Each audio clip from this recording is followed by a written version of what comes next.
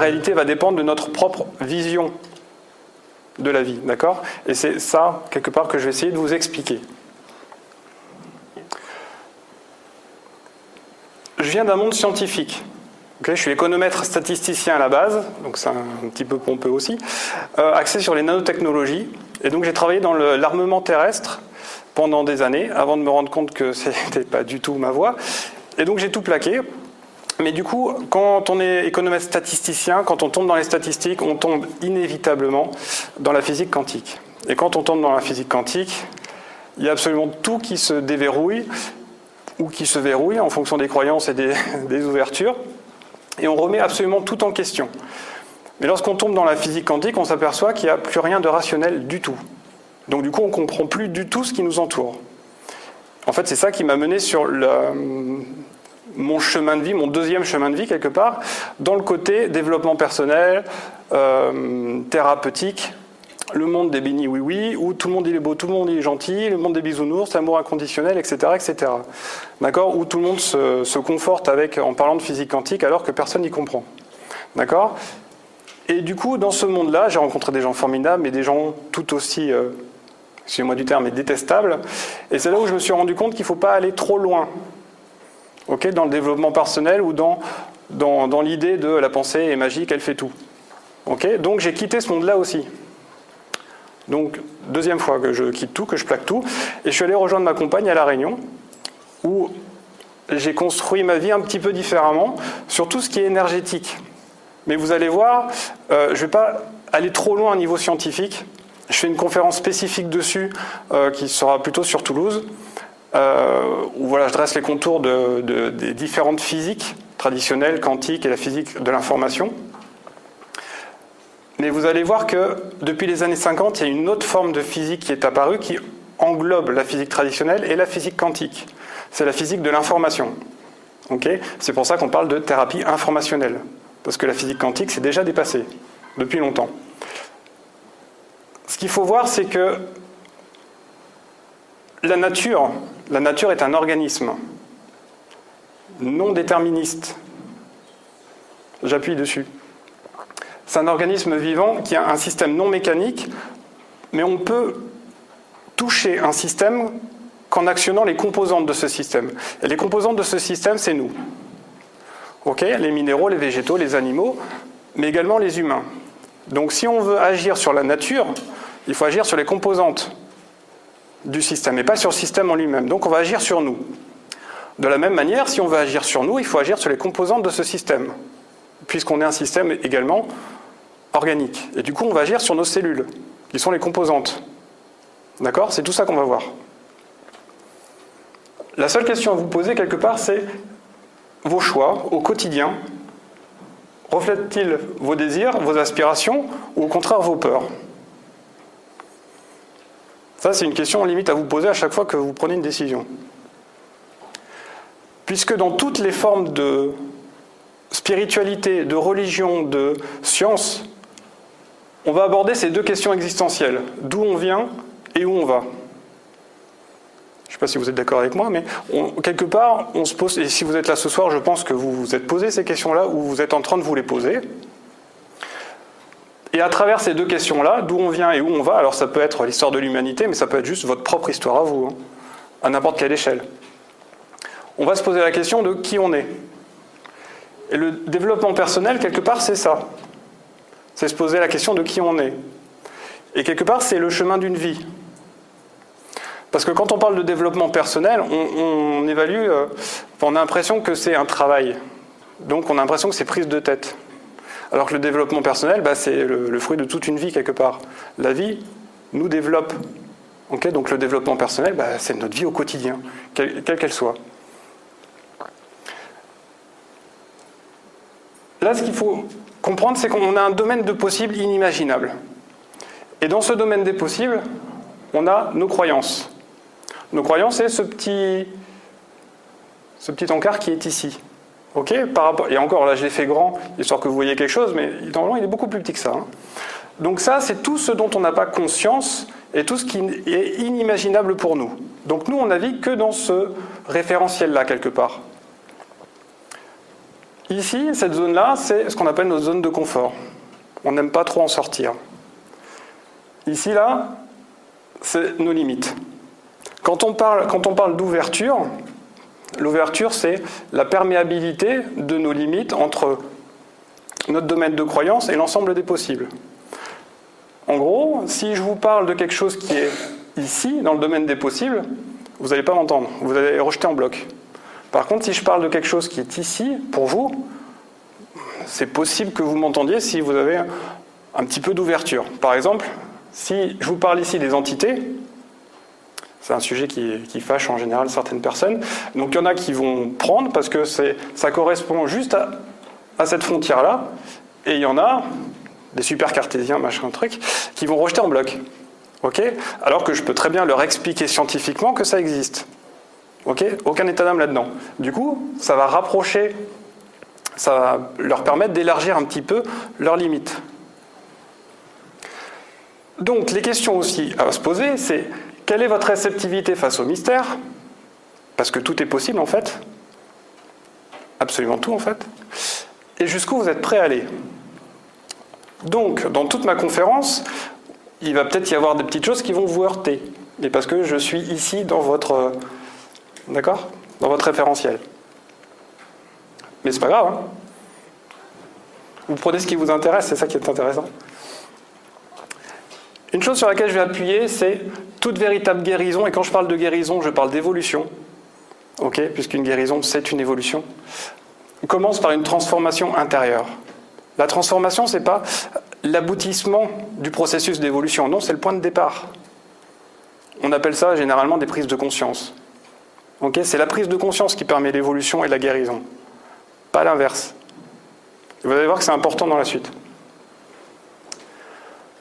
Et tout ça va dépendre du sens que vous allez accorder à votre vie. Okay, donc le sens, vous allez soit le prendre dans votre domaine de croyance, soit ouvrir vos limites, les élargir le plus possible pour donner un sens nouveau, avec de nouvelles possibilités. Donc voilà un petit peu le sommaire de ce soir. Donc on va parler des mémoires, des empreintes, comment ça se joue à l'intérieur de nous, parce qu'on va parler de nos cellules, forcément.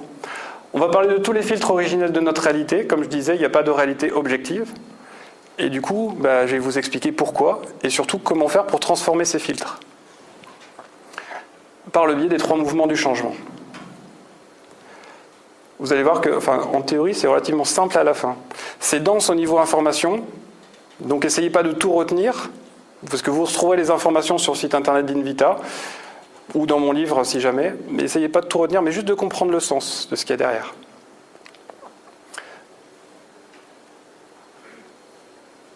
On a plein de mémoires, et on a tous les mêmes mémoires. Okay, on est tous issus du même fil, de la même trame quelque part. Donc on est tous reliés. Je ne vais pas vous faire un cours de physique quantique, hein, mais croyez-moi, on est tous reliés. D'une manière ou d'une autre, on l'est. Donc on a tous les mêmes mémoires, sauf que vous regardez les uns les autres, vous verrez qu'on est tous différents. Pourquoi? Parce qu'il y a des mémoires qui sont actives et des mémoires qui ne sont pas actives. On n'a pas tous les mêmes mémoires qui sont actives. Les mémoires qui sont actives, on appelle ça des empreintes. On va voir tout à l'heure. Dans l'évolution des règnes, vous avez le règne minéral, végétal, animal et humain. Et on se trimballe avec toutes les mémoires de tous les règnes. Et nous, on est au sommet de la pyramide. C'est génial. Ok? Donc on peut gonfler d'ego, etc. Sauf que c'est la position la moins stable. Si l'animal disparaît, on disparaît. Clair, on est constitué du règne animal à l'intérieur. Toutes les bactéries, tout ça, c'est le règne animal. On n'a plus de bactéries à l'intérieur, on meurt. Si le minéral disparaît, le végétal disparaît, l'animal disparaît et l'humain disparaît. Ok? Donc on est tout en haut, mais en même temps, on est dans la position la moins stable.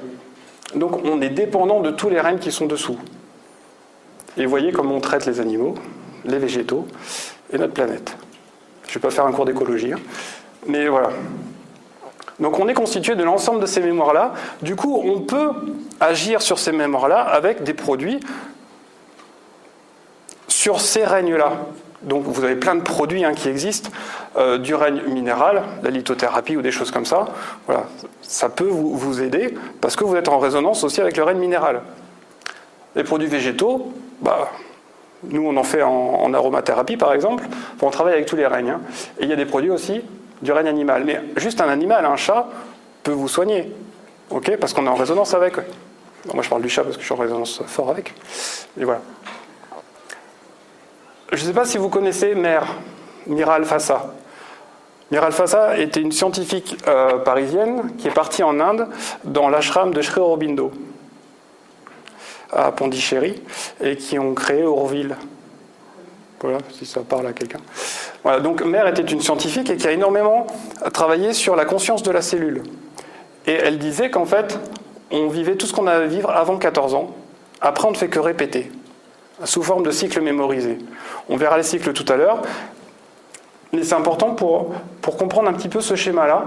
Ça, c'est ce qu'on appelle, enfin là je l'ai simplifié, mais ça s'appelle le bocal de Mère, où elle dit qu'on se trimballe avec, dès la naissance, avec toutes les mémoires biologiques, la mémoire de l'histoire de la vie sur Terre, collective, ethnique, familiale, personnelle, donc on va parler des mémoires transgénérationnelles, mais également, depuis notre naissance, toutes les mémoires dans le ventre de la mère, dans la petite enfance, etc.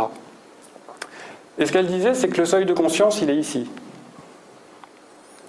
Toutes ces mémoires-là, on n'en a pas conscience. Et de plus en plus de méthodes thérapeutiques, je ne sais pas si vous voyez, axent sur toutes les mémoires familiales, ethniques, collectives. On va même partir dans le karmique, dans les univers parallèles, etc. De plus en plus. Pour faire simple, il y a 3 grandes catégories de mémoire. Tout ce qui est karmique et des univers parallèles. Alors quand je parle d'univers parallèles, c'est pas ésotérique. Ok, ça a été couronné d'un prix Nobel en 2012. Ça a été prouvé. Ok, donc les univers parallèles existent. N'en déplaise aux scientifiques très newtoniens, on va dire. Donc toutes les mémoires transgénérationnelles et toutes les mémoires personnelles. Donc la vie de notre incarnation. Et on porte dans nos cellules ces mémoires-là de toutes les expériences passées, qui sont majoritairement inconscientes, on est bien d'accord. Ce qu'il faut voir, c'est qu'un événement traumatisant va créer un enregistrement dans nos cellules. Ok, c'est ce qu'on appelle une information mémorisée, on appelle ça une empreinte cellulaire. Toutes ces informations qu'on porte vont définir nos valeurs, nos émotions, nos croyances, notre personnalité et du coup, nos comportements et toutes nos actions. Donc on va avoir des actions conscientes, on va aussi avoir des actions inconscientes en fonction de toutes les mémoires qu'on porte. Donc lorsqu'on bute sur quelque chose, ce serait intéressant d'aller voir quelles sont les mémoires qui se sont réveillées. Donc comment on fait ? Ok. Toutes ces mémoires-là, il y en a qui sont passives, on va dire. On les a vécues, mais elles ne nous traumatisent pas. Et il y en a d'autres qui vont nous traumatiser, d'une manière ou d'une autre, peu importe. C'est ce qu'on appelle des empreintes. C'est la trace active de la mémoire. Et c'est là-dessus qu'on va travailler. Parce qu'en fin de compte, on est bourré de plein de mémoires, de plein d'empreintes, mais on n'est pas forcément coupable de ce qui nous est arrivé. Par contre, on est responsable des informations qu'on a en nous et de ce qu'on en fait. Ok ? Tout ce que je fais dans les conférences, les ateliers, les formations, à travers Invita, les produits, etc., va toucher 2 points. L'autonomie et la responsabilité. Ok, on est sur Terre pour une raison ou une autre, peu importe, mais on se doit d'être autonome et on se doit d'être responsable. Je pèse, je ne veux pas plomber tout le monde, mais voilà. Donc ces mémoires-là, on en est responsable. Maintenant, je ne vais pas aller trop loin dans la physique de l'information. La physique informationnelle regroupe, comme je disais, la physique traditionnelle d'Isaac Newton et la physique quantique du début du XXe siècle. Et donc ça, c'est une physique qui est apparue au début des années 50. Ce qu'il faut voir, c'est que les photons véhiculent les champs, donc portent l'information qui va être enregistrée dans nos cellules. C'est dommage qu'il y ait le micro. Je vais essayer de parler un petit peu fort. Imaginez que vos cellules, elles sont dans une certaine forme. Okay, elles ont cette forme-là, par exemple. Avec ça, elles ont leur plein potentiel.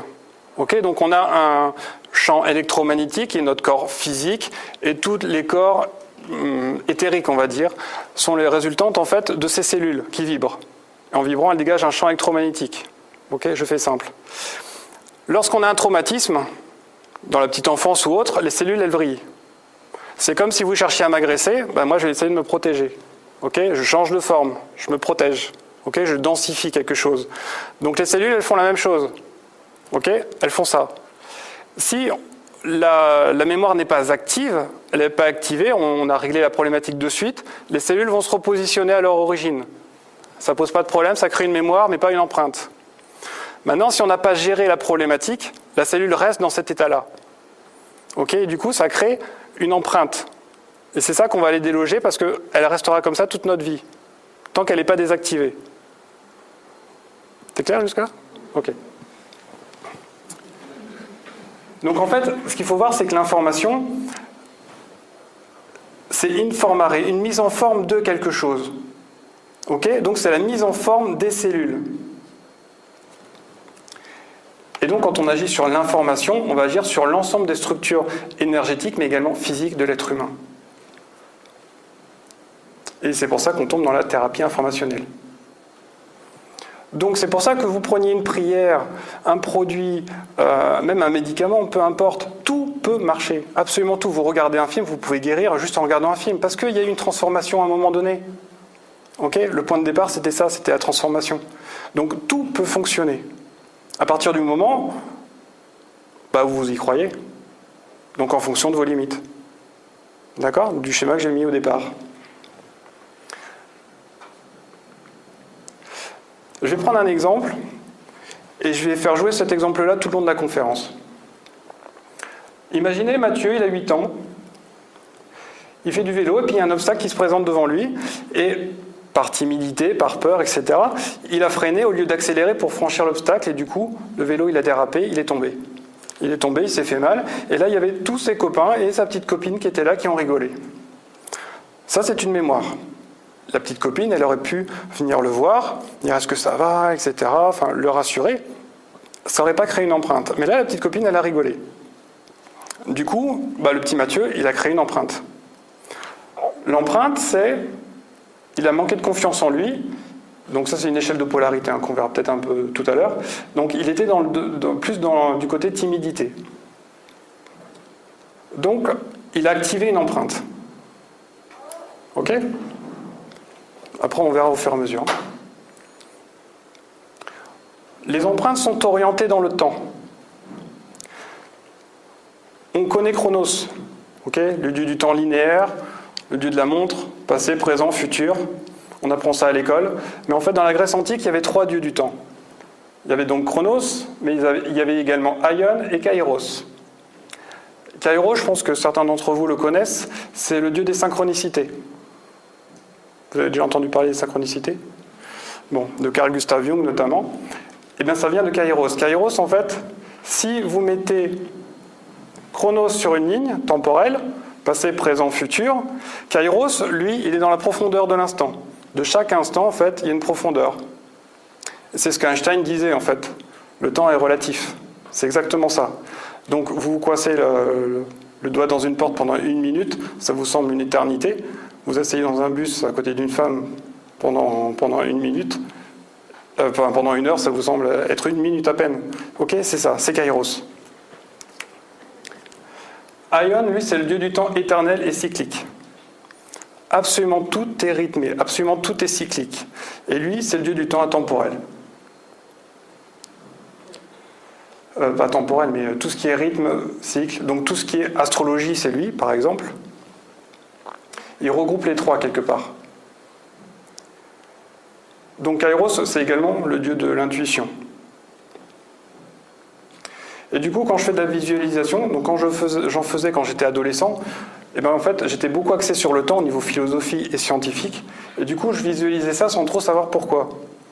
Quand j'ai étudié le temps, il n'y a pas si longtemps que ça, j'ai compris que la flèche, là, c'était Chronos, Le point, c'était Kairos, et le cercle, c'était Ion. Là, vous voyez que la flèche, elle est orientée dans ce sens-là, en 2D. Mais en fait, en 3D, elle est orientée dans n'importe quel sens. Ok? Parce que la flèche du temps de Chronos, elle peut être orientée à l'inverse. C'est généralement les personnes qui prennent leur passé, qui le mettent devant. Ils ont l'impression d'avancer, mais en fait, ils avancent dans leur passé. Ok? Parce qu'ils n'arrivent pas à résoudre ces problèmes. Et donc, en fait, chaque empreinte va être orientée dans ce temps, dans un temps particulier. Ces blessures sont également cycliques. Oui, comment dire? On en parlera tout à l'heure. Donc ces blessures sont également cycliques. C'est ce qu'on appelle des cycles mémorisés. Tant qu'on ne va pas désactiver la cellule, elle va se rejouer. La problématique va se rejouer d'une manière ou d'une autre, consciemment ou inconsciemment. Un exemple, le petit Mathieu, il a vécu un traumatisme à 8 ans, et du coup, il va repasser sur des cycles mémorisés. C'est un exemple super bateau. Allez pas me chercher des noises dessus, c'est vraiment très scolaire. Hein. Mais à 16 ans, à 32 ans, à 64 ans, et la problématique va s'amplifier. Va s'amplifier de plus en plus, jusqu'à créer des problématiques. On verra ça tout à l'heure dans les plans de conscience. Ça ne veut pas dire que la mémoire, elle n'est pas activée ici. Ça veut dire qu'il y en a d'autres qui sont plus actives à ce moment-là. Mais à 16 ans, il va repasser sur la source en fait originelle. Et vous allez voir que si on ne travaille pas sur la source, il y a peu de chances pour qu'on arrive à résoudre réellement la problématique. Et là, quasiment toutes les méthodes thérapeutiques, ou tous les thérapeutes vous le diront. Alors qu'on agisse consciemment ou pas hein, sur la source. Moi, j'aime bien aller la trouver, sans forcément la conscientiser, mais au moins ça permet d'avoir un âge. Alors un âge où ça peut être transgénérationnel ou karmique. Hein. Donc c'est pas forcément un âge à 8 ans. Ça va jusque-là? On verra avec l'exemple après. Hein. Là, pour l'instant, c'est que de la théorie. Donc, au niveau des filtres originels. Donc, ce que je disais, c'est qu'il n'y a pas de réalité objective. Il n'y a que des réalités subjectives en fonction de nos empreintes. Okay, en fonction des filtres qu'on a créés. Les filtres, c'est ce qu'on appelle des blessures et des émotions. Lorsque la cellule, comme je disais tout à l'heure, a vrillé, a cherché à se protéger, en changeant de forme, elle a changé son champ électromagnétique. Ok ? Elle a changé de vibration, donc son champ électromagnétique a également changé. Ce champ électromagnétique-là, c'est ce qu'on appelle des filtres. Et les filtres enregistrés, ça peut être du rejet, de l'abandon, de l'humiliation, etc. Tout plein d'émotions, des sentiments qui se mettent entre nous et la réalité. Pour vous donner un exemple, quand j'étais adolescent, d'ailleurs j'ai habité sur Tarbes à cette époque-là, j'avais un copain, il avait horreur des chats, à tel point qu'il pouvait vraiment leur faire du mal. Et j'ai jamais compris pourquoi, parce que moi un petit chaton, voilà, ça me fait fondre tout simplement. Et en fait on a compris après que, je ne sais plus quel âge il avait, on va dire qu'il avait 4 ans, donc sa grande sœur s'occupait bien de lui, et à un moment donné, la sœur a voulu un petit chat. Et du coup, les parents ont donné un petit chat à la grande sœur.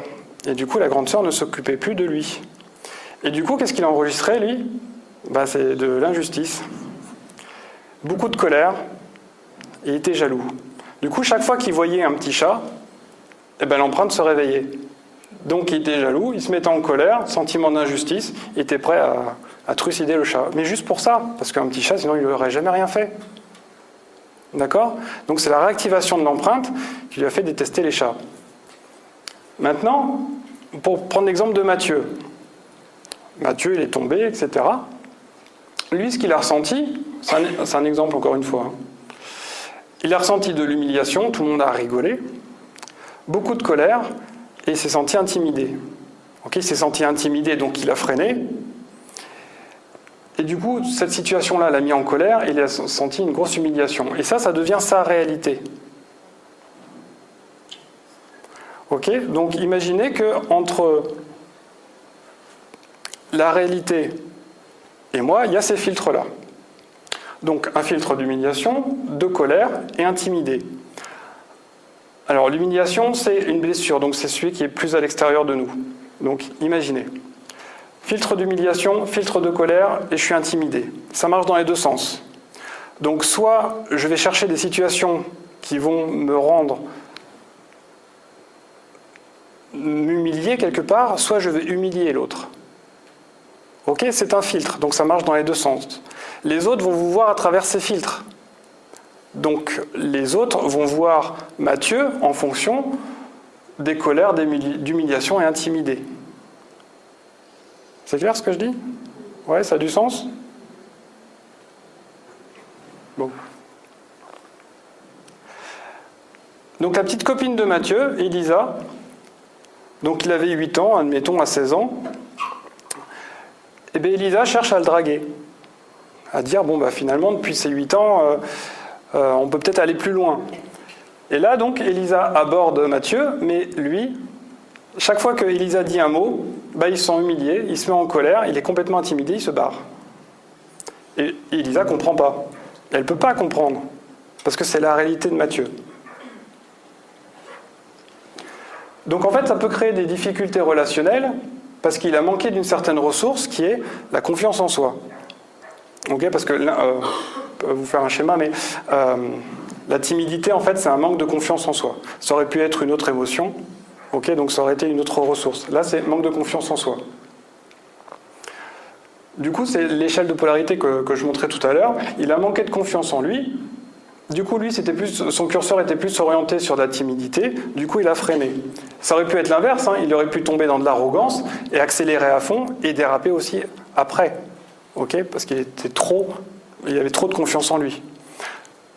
C'est toujours ça, c'est toujours la recherche du milieu, en fait. Dans toutes les religions, enfin, je n'aime pas trop parler de religion, mais spiritualité plutôt, on cherche toujours la voie du milieu. Et le développement personnel, c'est ça aussi, quelque part. Ce qu'il faut comprendre, c'est qu'Elisa, elle ne comprend pas du tout pourquoi il réagit comme ça, pourquoi il se met en colère, pourquoi il se sent humilié. D'accord? À 16 ans ou même à 32 ans. Quand on parle de cycle mémorisé, on va parler de résonance. À 8 ans, à 16 ans, Elisa l'aborde, non, ça ne marche pas. À 32 ans, pareil, elle réessaye, et pareil, humiliation, colère, etc. Tant qu'il n'a pas délogé l'empreinte, il ne peut pas résoudre. Sauf qu'à 32 ans, il commence à comprendre qu'il y a quelque chose qui ne va pas, il va voir un thérapeute, peu importe, on le désactive l'empreinte, et là, il peut nouer une relation avec Elisa. D'accord? C'est bateau, mais c'est comme ça que ça fonctionne. Et du coup, la petite Elisa, elle est bien contente quand même. Parce qu'après avoir attendu tout ça... Mais c'est un peu ça l'idée, vraiment. Quand on comprend d'où vient l'empreinte et quand on la désactive, il y a des transformations qui se font qui sont juste incroyables. Que ce soit sur le plan physique, sur le plan émotionnel, sur le plan mental ou sur le plan spirituel. Donc tous nos filtres en fait sont conditionnés dans une orientation temporelle, ce que je disais tout à l'heure, parce que les émotions sont orientées dans une dimension temporelle. Concrètement, dans l'évolution de l'être humain, il y a 3 cerveaux. Cerveau reptilien, cerveau limbique et le cortex. Je vais partir de celui-ci. Le cerveau reptilien, c'est un cerveau instinctif. C'est celui qui nous dit on combat ou on fuit. Okay, il est binaire, c'est le oui, c'est le non. Okay, le pendule de radiesthésie, c'est avec lui qui fonctionne. C'est oui ou c'est non. Du coup, lorsque il y a une situation qui se passe, vous devez combattre ou fuir instinctivement, mais vous pouvez reprogrammer ce cerveau-là en luttant, en le programmant avec le cartésien. Ok, le cartésien, lui, c'est le chef d'orchestre, il va gérer tout ça. Donc vous pouvez reprogrammer le cerveau reptilien. Mais instinctivement, vous avez déjà plein d'informations, plein de données qui vont vous permettre de combattre ou de fuir. D'ailleurs, s'il y a une voiture qui vous arrive dessus, le premier réflexe, c'est de faire un pas en arrière. Mais ce n'est pas le cerveau, ce n'est pas votre cortex qui agit. Si c'était lui, vous seriez déjà mort. Okay, c'est le cerveau reptilien qui agit en contact avec le cœur. Pas le cœur organe. Le cœur, le thymus qui est derrière, en fait. Ok, donc c'est le cœur qui va réceptionner l'information, qui va l'envoyer au reptilien, qui va réagir immédiatement. Il n'y a pas d'analyse derrière, donc c'est pas le cortex. Ensuite, il y a le cerveau limbique, le cerveau émotionnel. C'est le cerveau qui va gérer toutes les émotions. Pourquoi quasiment toutes les problématiques viennent de la petite enfance? Parce que le cortex, il n'est pas encore développé. Ok, donc un enfant qui subit quelque chose, il va le prendre directement dans le cerveau limbique. Ça peut être juste une injonction parentale, juste un mot envoyé à droite, à gauche, d'une manière complètement innocente, l'enfant il va le réceptionner direct. Parce que le cortex, il n'est pas encore à même de pouvoir le gérer. Du coup, il est inscrit dans le limbique. Et c'est pour ça qu'on a de plus en plus de méthodes thérapeutiques qui agissent sur le plan émotionnel. On va voir qu'il y a d'autres plans. Il n'y a pas que l'émotionnel. Mais les enfants prennent tout dans l'émotionnel. Toutes ces informations, en fait, des différents cerveaux s'inscrivent dans ce qu'on appelle des champs neuronaux. Donc chaque circuit, en fait, c'est un sillon que l'on creuse de plus en plus. Imaginez une dune de sable. Vous mettez quelques gouttes d'eau dessus. Il y a les gouttes qui vont partir à droite, à gauche. Vous continuez à verser de l'eau. Il y a un sillon qui va se creuser. Et après, à chaque fois que vous allez verser de l'eau dessus, l'eau va emprunter ce sillon-là et continuer à le creuser. Ok, l'eau n'ira pas ailleurs. Vous êtes d'accord avec moi là-dessus? Vous avez tous fait l'expérience? Du coup, plus vous êtes conditionné dans un mode de réflexion ou dans une émotion, et plus c'est facile pour vous d'accéder à cette émotion ou dans ce mode de raisonnement. Okay, pour changer de raisonnement, il faut changer de champs neuronaux. Il faut faire de nouveaux sillons dans votre cerveau. Véritablement, réel, concrète. Et du coup, en fait, vous allez vous forcer à agir différemment, à penser différemment, à pousser vos limites. Okay, pour inclure d'autres champs des possibles.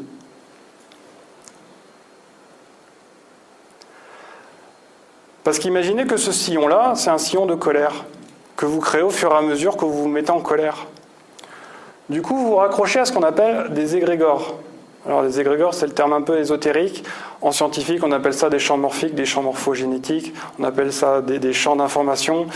Il y a plein de termes différents. L'inconscient collectif, ok, ça en fait partie aussi. Donc, du coup, imaginez l'égrégore, c'est un nuage au-dessus de nous. Il n'est pas au-dessus, mais imaginez, c'est beaucoup plus simple. Et en fait, on est relié à ce nuage-là. Donc, imaginez que ce soit le nuage de colère, vous mettez en colère, vous contactez ce nuage-là. Du coup, vous le faites grossir, ce nuage. Et plus vous le faites grossir, plus votre sillon, il grossit également. Donc, plus vous mettez en colère, et plus vous allez vous mettre en colère. Ok, c'est vase communicant. Mais du coup, cet égrégore de colère-là, il correspond, en termes vibratoires, aux égrégores de colère des autres personnes. Du coup, lorsque vous vous mettez en colère, vous gonflez également l'égrégore de colère des autres. Donc ceux qui sont à côté de vous seront plus à même de se mettre en colère. À côté de vous, mais pas que. Ok, parce qu'il n'y a pas de distance à ce niveau-là. Ok, là, moi par exemple, si je me mets en colère maintenant, il y a de fortes chances pour que des personnes se mettent en colère. Ou soient un petit peu tendues quand même. D'accord? Si je commence à pleurer, il y a peut-être des personnes qui vont se mettre à pleurer aussi. D'accord? Donc j'ai touché votre égrégore. Maintenant, on peut faire des égrégores de colère, on peut faire des égrégores d'amour, de bien-être. D'accord? Donc tout est possible. Ça, il n'y a pas de bien, il n'y a pas de mal à ce niveau-là.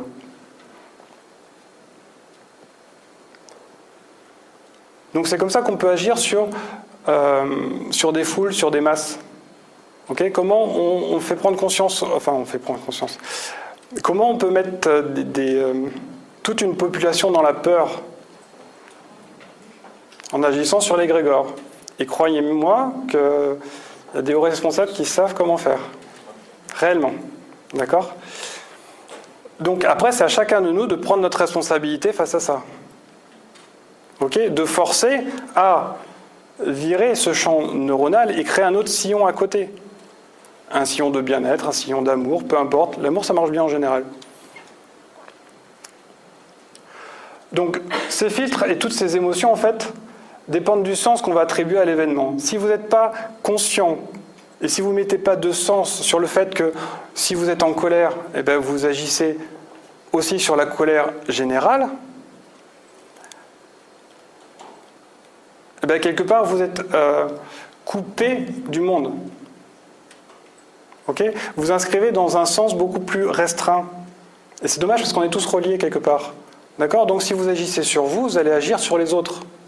Okay, c'est ce que je disais au tout début. On ne va pas agir sur un système, on va agir sur les composantes de ce système. Les composantes, c'est nous. Donc quand vous agissez sur vous, vous allez agir sur les égrégores. Okay, et vous allez agir sur la planète. Sur la planète et puis peut-être ailleurs aussi.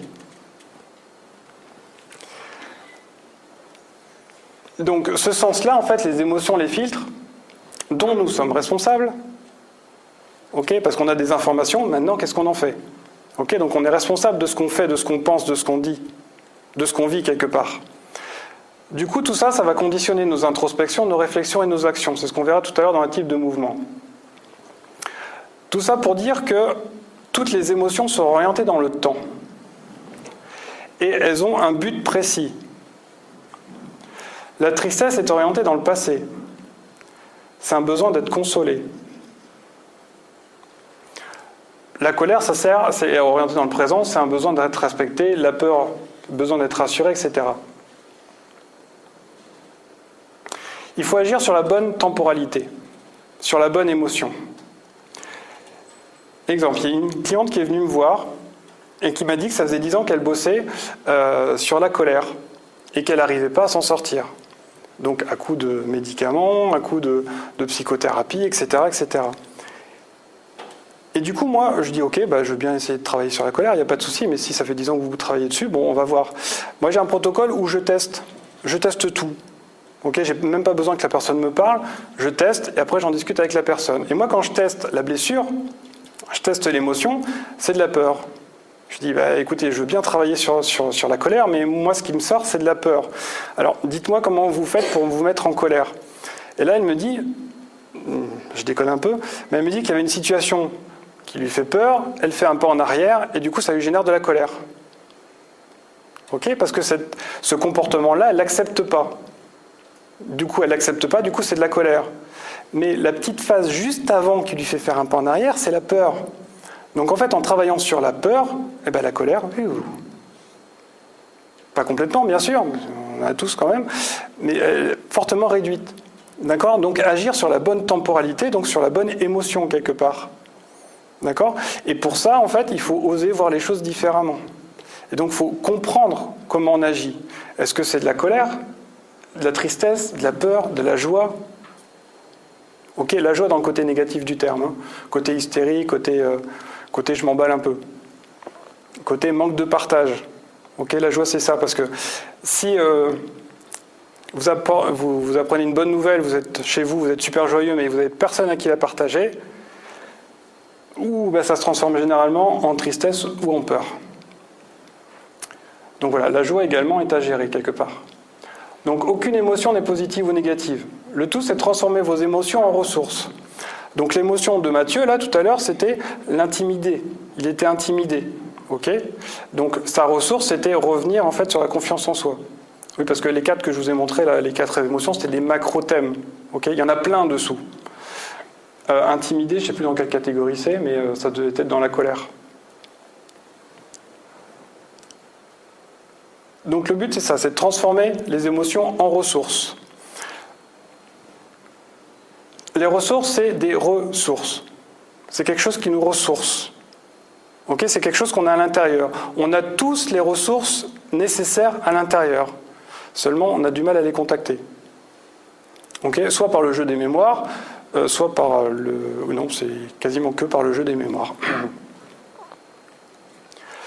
Donc imaginez sur le principe de polarité. Alors le principe de polarité, c'est un des 7 principes cosmiques d'Hermès Trismégiste. Pour ceux qui connaissent un peu, c'est les lois cosmiques. Si la vie était un jeu, les 7 principes cosmiques en seraient la règle. Le principe de polarité est une des règles. Donc sur n'importe quelle ressource, en fait, sur n'importe quelle échelle de polarité d'une ressource, vous avez les 2 extrêmes qui en font partie. L'amour est composé de haine et de passion. Je parle de l'amour ressource, pas de l'amour inconditionnel. Hein. On est bien d'accord. De l'amour qu'on peut avoir à l'intérieur. Pas de champ d'information. Du coup, si quelqu'un est trop... pas assez dans l'amour, pas assez du tout dans l'amour, il va tomber dans de la haine.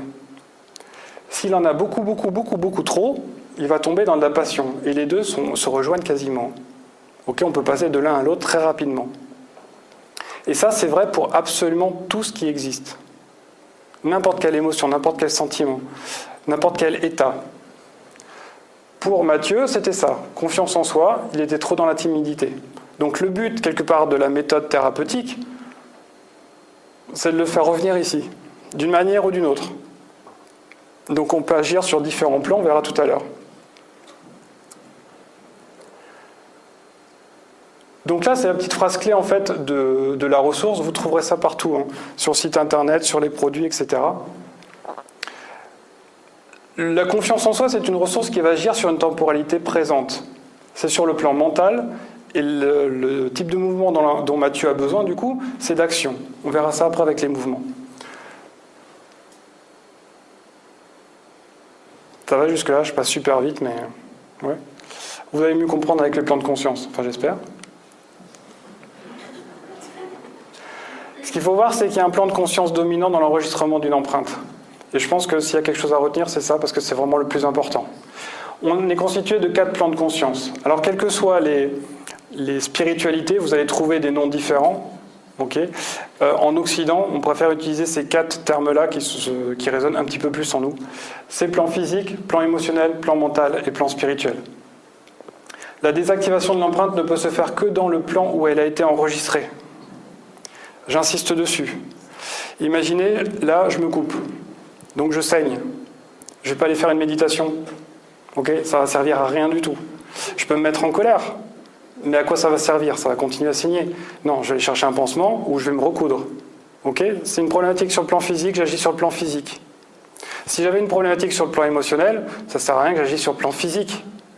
Okay, donc prendre des médicaments, par exemple, alors que la problématique est émotionnelle, ne sert à rien. Vraiment. Pourquoi 2 personnes qui ont les mêmes problématiques, ils vont prendre les mêmes médicaments, il y en a un, ça va marcher et pas l'autre? La médecine ne peut pas expliquer ça. Uniquement parce que, sa problématique, c'est sur le plan physique, donc le médicament agissant sur le plan physique, ça fonctionne. L'autre, c'est sur un plan émotionnel, mental et spirituel, et du coup, ça ne va pas fonctionner. Ok? Donc, c'est un peu ça l'idée. Les plans de conscience, c'est la vibration de vos cellules. Vos cellules, elles vibrent. En vibrant, elles dégagent un champ électromagnétique. Ce champ électromagnétique est gorgé d'informations, de filtres. On va parler de photons. Ok, ce qu'on a vu un peu tout à l'heure rapidement. Et du coup, c'est ce qu'on appelle l'aura. Vous en avez déjà entendu parler? Voilà. Dans le milieu ésotérique, on appelle ça l'aura. Dans le milieu scientifique, on appelle ça un biochamp. Donc moi, je vais parler de biochamp. Donc c'est ce que je mesure. En fait, j'ai une antenne de légère, je mesure ce biochamp-là et je vois les informations qui émanent des cellules de la personne. On va agir par biorésonance quelque part. Donc, on a le plan physique qui est le plan du faire, le plan de l'action, le plan de la matière. Okay, c'est le champ électromagnétique le plus dense. C'est ce que vous voyez là. Okay, c'est comme ça que vous vous voyez quelque part. Il s'étend également un petit peu au-delà de nous. Okay, il y en a qui peuvent le percevoir. Moi, je le vois. D'accord? Donc, c'est ce qu'on appelle le corps éthérique. Il y en a qui ont peut-être entendu parler de ça. Voilà. Ensuite, on a le plan émotionnel. C'est le plan du ressenti, de toutes les émotions, mais de tout ce qui est sensation, perception. On a le plan mental. C'est le plan des croyances, je pense. Vous voyez les limites de tout à l'heure? C'est ce plan-là. Et ensuite, on a un autre plan, qui est le plan spirituel, c'est le plan du « je suis », le plan de l'être. On vient de ce plan-là. On vient de l'être. Et on va dans le faire. Ok? Mais faire sans être ne sert strictement à rien. Vous allez vous taper la tête contre les murs. Ok? Donc le développement personnel, quelque part, c'est de retrouver qui on est. Donc de retrouver ce plan-là. Là, je vous dis que ce sont des champs électromagnétiques, dont on est composé, bien sûr, qui émanent de nous. Mais c'est également à l'intérieur, par effet miroir, à l'intérieur de nous. Donc le plan spirituel, c'est celui qui est le plus en profondeur de nous, et celui qui est le plus éloigné de nous également. Ok, ça marche dans les deux sens. Ça va juste? Ok, parce qu'à l'intérieur de nous, on a l'infini également. Ok, c'est pas parce qu'on est borné extérieurement qu'à l'intérieur, c'est pas infini. Ça, faut plonger dans la physique quantique. C'est pas facile à visualiser parce que en formation, la première chose que je fais avant toute chose, bon, à part la présentation, etc., boire un café ou un thé, c'est une visualisation. J'amène les gens à visualiser leurs limites. Ce qu'on a vu tout à l'heure, les limites. Là, je les emmène en visualisation, justement, à les voir, à les toucher. Qu'est-ce que je voulais dire? Je ne sais plus. Oui, et du coup, pour certaines personnes, bon, c'est difficile d'envoyer des rayons de lumière à droite, à gauche, ou en haut ou en bas, mais ils y arrivent plus ou moins. Mais quand je demande aux gens de visualiser, de renvoyer un rayon de lumière à l'intérieur, au plus profond à l'intérieur, il y en a beaucoup, beaucoup, beaucoup qui ont du mal. Parce qu'ils ne pensent pas qu'ils ont cette dimension à l'intérieur. Mais si vous prenez un microscope électronique et que vous zoomez sur une partie de vous, vous pouvez zoomer à l'infini. D'accord? Bon, après, on atteint les limites du microscope. Voilà, merci. Mais voilà, avec de nouveaux matériaux, on pourrait peut-être aller beaucoup plus loin, mais on tomberait toujours sur plus petit. Donc ces champs-là sont également à l'intérieur de nous. Avant que la cellule se constitue matériellement, physiquement, il y avait quelque chose avant. Et ce quelque chose, c'est ce qu'on appelle des champs énergétiques, éthériques, etc. On met les mots qu'on veut dessus, mais il y avait quelque chose avant que ce soit de la matière. Et ce quelque chose, c'est le plan spirituel, qui s'est, au fur et à mesure, qui s'est densifié jusqu'à créer notre corps physique. Toutes les méthodes thérapeutiques maintenant parlent de ces champs-là. Clairement, ils n'utilisent peut-être pas ces mots-là, mais on va chercher dans ces plans de conscience-là. Donc là, clairement, c'est le domaine des trois plans, physique, émotionnel et mental. Là, c'est le plan du spirituel. Alors, il n'y a rien de religieux dans le spirituel. Je n'ai pas dit au départ, mais voilà, il n'y a rien de religieux derrière. Du coup, beaucoup de personnes se limitent au plan mental. Alors que l'essentiel, en fait, le plan de l'être, il se passe ici. Et vous voyez qu'il y a énormément plus de possibilités dans ce plan-là que dans les trois autres. Donc si vous cherchez une possibilité, je vous conseille d'aller dans ce plan-là. Et ce plan-là, on y accède généralement par la méditation. Ok, et les personnes qui viennent me voir en général, qui me disent de toute façon je ne peux pas méditer, j'ai trop de mental. Justement, c'est avec le mental que vous allez pouvoir méditer.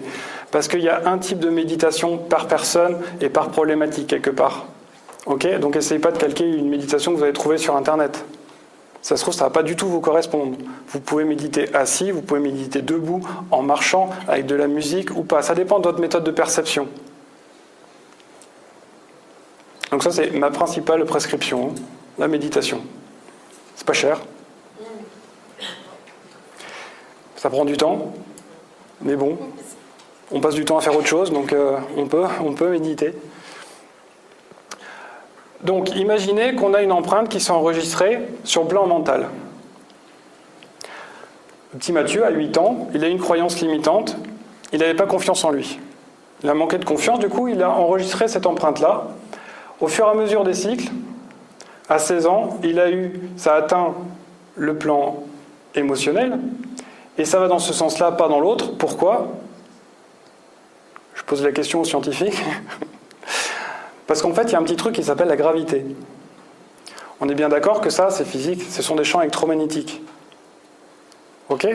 Donc, une problématique qui s'enregistre sur un champ électromagnétique, qui se densifie, va forcément se rapprocher des corps de plus denses. Du coup, du plan émotionnel et physique, pas du plan spirituel qui est beaucoup trop subtil. Donc, du coup, en se rapprochant du corps physique, il atteint d'abord le plan émotionnel. Donc, le plan émotionnel, là, il va peut-être avoir un peu de peur, un peu de tristesse, mais principalement, pour Mathieu, de la colère. Donc, à 16 ans, il va avoir des fortes éruptions de colère. Crise d'adolescence, ça vous dit quelque chose? Voilà, donc les parents, ils ne comprennent pas du tout pourquoi l'adolescent il est en colère. Mais pour Mathieu, là, ça vient d'une problématique qu'il a eue à 8 ans. Donc, ça ne sert à rien de lui dire de ne pas se mettre en colère, ça ne sert à rien de gérer différemment. Il faut comprendre pourquoi il a ces colères-là.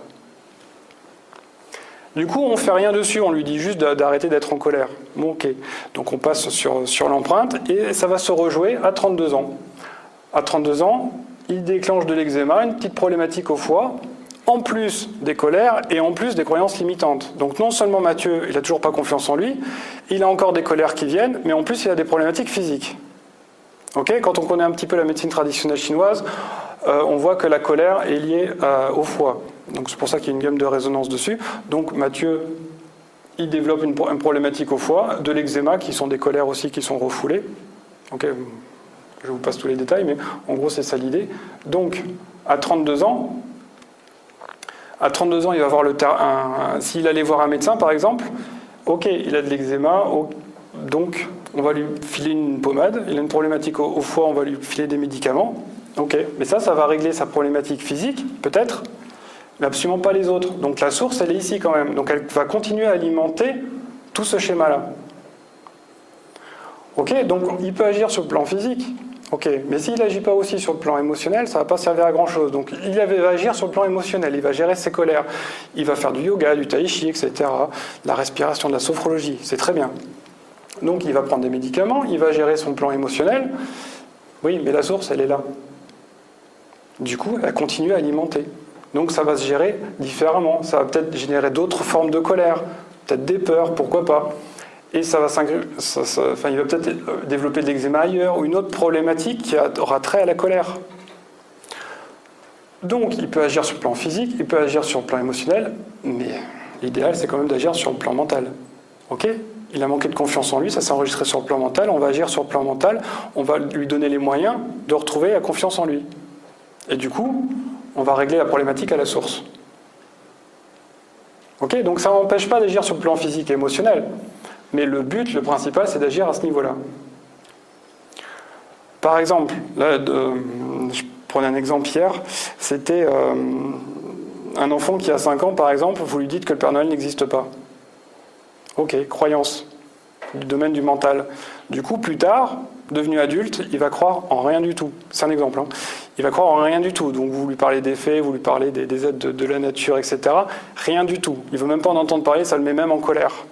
Il est en réaction forte. Parce qu'en fait, ça a touché des croyances quand il avait 5 ans que le Père Noël n'existait pas, on lui a menti. Du coup, forcément, quand tu lui parles des faits, on lui ment. D'accord ? Donc il faut travailler à ce niveau-là. Il faut prendre conscience d'où vient la problématique, la source originelle. Et on a plein d'autres problématiques. D'accord ? Il n'y a pas qu'une seule empreinte, il y en a plein. Et là, je me suis arrêté de faire des petits ronds parce que j'en avais marre. Mais en gros, voilà, il y en a plein et qui viennent se rejouer sous forme de cycles mémorisés. Donc, on peut travailler sur tout. Hein. C'est un peu compliqué quand même, et c'est le travail de toute une vie. Mais en gros, par exemple, celle-ci, là, la petite empreinte qui s'est enregistrée sur le plan mental, elle est toute petite, elle n'a pas alimenté le plan émotionnel. Bon, on ne va pas la travailler. Hein. D'accord ? Donc il faut travailler les plus grosses, celles qui nous posent problème. Et généralement, on commence à les apercevoir quand ça atteint le plan physique. Parce que c'est généralement par là qu'on... Bon, les gens sont de plus en plus éveillés. Et du coup, maintenant, rien qu'avec les émotions, ils commencent à se poser des questions. Ok ? Et certains même avec le plan mental. Mais il y a plein de problématiques aussi qui viennent du plan spirituel. Le plan spirituel, c'est le plan des valeurs. Donc par exemple, quand un adolescent il veut faire quelque chose dans la vie, de très fort, c'est sa conviction profonde, et que les parents lui interdisent, une raison ou une autre, on touche le plan spirituel là, c'est le plan des valeurs. J'en sais quelque chose. Je devais être basketteur professionnel. Mon père, j'avais pas encore la majorité. Mon père a dit non. Voilà, ça a touché mes valeurs et j'ai travaillé... après j'ai compris. Et du coup j'ai travaillé dessus. D'accord ? Donc c'est important d'aller voir à quel niveau se situe la problématique. Alors là, c'est très conscient ce que je vous dis. Après, nous, on a des outils de test, etc., pour savoir d'où ça vient. Mais c'est intéressant de voir, vous avez une problématique physique, ok. Est-ce que ça peut être émotionnel ? Quelles sont mes émotions ? La problématique physique, en termes de champ vibratoire, ça correspond à quel type d'émotion ? Ok. Est-ce que je l'ai ? Comment j'agis vis-à-vis de cette émotion ? Ok. Donc effectivement, il y a une correspondance. Maintenant, vous pouvez remonter encore. Ok. Quelle croyance peut être associée à ce type d'émotion ? Sur quelle orientation temporelle ? Est-ce que je suis plus orienté dans le passé, dans le présent, dans le futur ? D'accord ? Donc on va agir aussi sur le plan mental. Sur le plan mental, est-ce que ça touche aussi des valeurs ? Donc là, on va agir sur le plan spirituel. L'idéal pour remonter comme ça, clairement, c'est la méditation. Là, je ne le dirai jamais assez. Donc voilà, on peut gérer les problématiques physiques en mettant son œil à ce niveau-là. Mais on peut changer de plan de conscience, ce qu'on appelle prendre du recul. Prendre du recul, c'est clairement ça. C'est d'aller voir au-delà en fait, des plans de conscience, sur le plan émotionnel. ou gérer l'empreinte à la source, là pour le cas de Mathieu, sur le plan mental. L'idéal, c'est d'aller directement sur le plan spirituel.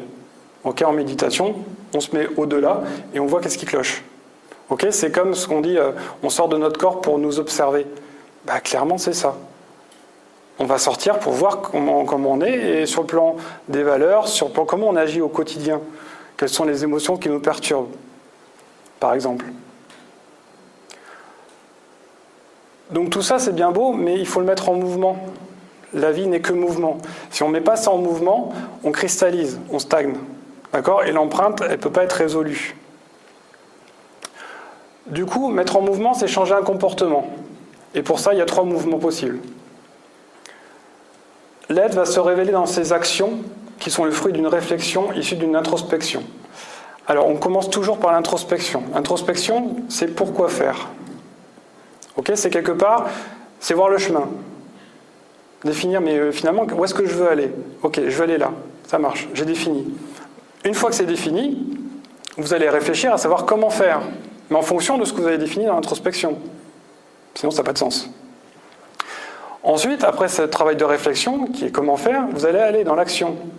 Parce que ça ne sert à rien de réfléchir si vous ne passez pas à l'action. Quelqu'un qui réfléchit trop, qui passe jamais à l'action, c'est quelqu'un qui n'a pas défini son introspection. Il ne sait pas où il va en fait. Du coup, il ne peut pas passer à l'action. Il reste sans arrêt dans la phase de réflexion. Donc quand vous êtes trop dans la réflexion, vous faites un pas en arrière et vous définissez où est-ce que vous voulez aller finalement. Quelqu'un qui se tape la tête contre les murs sans arrêt, qui est toujours à fond, mais qui fait quand même pas mal d'erreurs, entre guillemets, c'est que le travail de réflexion n'a pas été fait. Donc, il faut arrêter, voir comment il peut agir différemment, donc comment il peut mettre en place les choses qui correspondent à son introspection. Et si l'introspection n'a pas été correctement faite, encore une fois, il faut qu'il passe un petit peu en arrière et qu'il fasse ce travail d'introspection. Donc c'est un ordre, c'est logique en fait, mais c'est perpétuel. Introspection, réflexion, action. Introspection, réflexion, action. Si vous bloquez sur une des phases, c'est que vous êtes resté trop longtemps dessus. En fait, vous faites un pas en arrière et vous regardez où est-ce que vous en êtes. En gros, le schéma que je propose, c'est celui-ci. Vous venez des introspections. L'introspection, c'est définir nos aspirations. Les aspirations, c'est ce qu'on veut pour notre vie. Okay, et ça va dépendre, le sens de notre vie, les aspirations vont dépendre du sens qu'on va attribuer à notre vie. Donc, par exemple, moi, dans ma vie, je veux être en bonne santé. C'est pas mal comme aspiration déjà. Ok, comment je vais faire? Donc là, je vais passer à la phase de réflexion, ce qu'on appelle des buts en coaching. On va définir des buts, c'est je veux perdre du poids, je veux faire du sport. Ok, mais si vous arrêtez là, jamais vous avancerez. Ok, parce que oui, je veux faire du sport, ok, mais quoi? Mais quoi comme sport, comment? Donc, vous allez définir comment. Donc ça, en coaching, on appelle ça des objectifs. Vous allez définir, ok, je vais aller faire du jogging le jeudi soir, 30 minutes, piscine 2 fois par semaine. C'est orienté dans le temps, donc vous pouvez passer à l'action. Je pense que tout le monde est d'accord pour dire que si vous ne définissez pas des objectifs tels que ceux-là, vous ne ferez jamais rien. D'accord? Donc, il y a toujours ces 3 phases-là. Maintenant, on est en hiver. Il fait froid, humide, les journées sont courtes. Vous êtes allé courir tous les jours pendant des mois et des mois, et puis là, honnêtement, vous y allez, mais à contre-cœur. Faut arrêter, ok? C'est pas ça, c'est pas lutter contre, d'accord? On est loin de l'amour quelque part. En fait, il faut revenir en arrière et de se dire, ok, je vais courir le jeudi, mais pourquoi je vais aller courir? Pourquoi je vais courir alors qu'il fait froid, alors que je serais mieux à la maison? Ah oui, c'est vrai, parce que je veux perdre du poids et je veux faire du sport. C'est vrai. Pourquoi? Ah oui, parce que c'est vrai que je veux rester en bonne santé. Ok. Donc, comment je peux faire ça? Ok, je veux encore perdre du poids et je veux faire du sport. Ok. Comment je peux faire différemment? Ok, je vais pas aller courir, je vais aller plutôt dans une salle de sport où c'est un peu chauffé. Et du coup, je vais quand même contribuer à mes aspirations profondes en changeant ma manière de faire. Et du coup, je vais atteindre exactement les mêmes résultats, mais avec beaucoup plus d'amour et beaucoup plus de légèreté quelque part. Je ne vais pas me fustiger pour faire quelque chose. Vous voyez ce que je veux dire? C'est en ce sens-là où on a toujours le choix. Maintenant, il y a un outil qui est formidable. Celui-là, je ne l'ai pas inventé, je ne l'ai pas créé. Ça s'appelle les biorhythmes. Les biorhythmes, en médecine traditionnelle chinoise, c'est utilisé depuis des millénaires. Et en fait, c'est la vibration de ces plans de conscience dont je parlais tout à l'heure. Tous ces plans de conscience vibrent selon un certain rythme et selon une certaine période.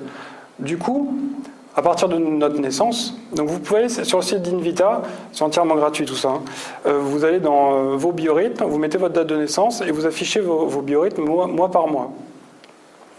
Là par exemple, c'est les miens pour le mois de septembre. Donc j'ai mis les phases lunaires, mais bon ça c'est moins important, c'était plus pour ma compagne qui voulait avoir les différentes phases lunaires avec. Donc là par exemple, le plan physique, voilà, il y a un rythme qui est de 23 jours. Et du coup, on a des phases positives, des nœuds et des phases négatives. Donc à certains moments, on est en forme, et d'autres moments, on n'est pas en forme. Et c'est normal. Ok, on ne va pas faire la même chose dans cette phase-là que dans cette phase-là. Dans le plan physique, par exemple, ça tombe bien, quand je parlais d'aller courir, dans la phase positive, ici, vous êtes en super forme. Donc vous pouvez aller courir, vous allez courir 40 minutes, tout va bien, nickel. Et puis, un jour, vous allez courir, et là, vous allez mettre une demi-heure, vous allez être super fatigué. Comment vous raisonnez ? Vous allez dire, ah non, il faut que je me force un peu plus, ou ah non, c'est pas top, c'est pas génial pour moi, etc. Donc vous allez mentaliser quelque chose de négatif pour vous. Alors qu'en fait, c'est tout à fait normal. Ok ? Si vous attendez un petit peu, vous allez courir dans cette phase-là, vous allez courir 40 minutes, nickel. Ok, c'est normal, ces phases-là, elles sont rythmées pour tout le monde. Du coup, là, par exemple, il y a un nœud. Un nœud, c'est ce qu'on appelle un jour critique.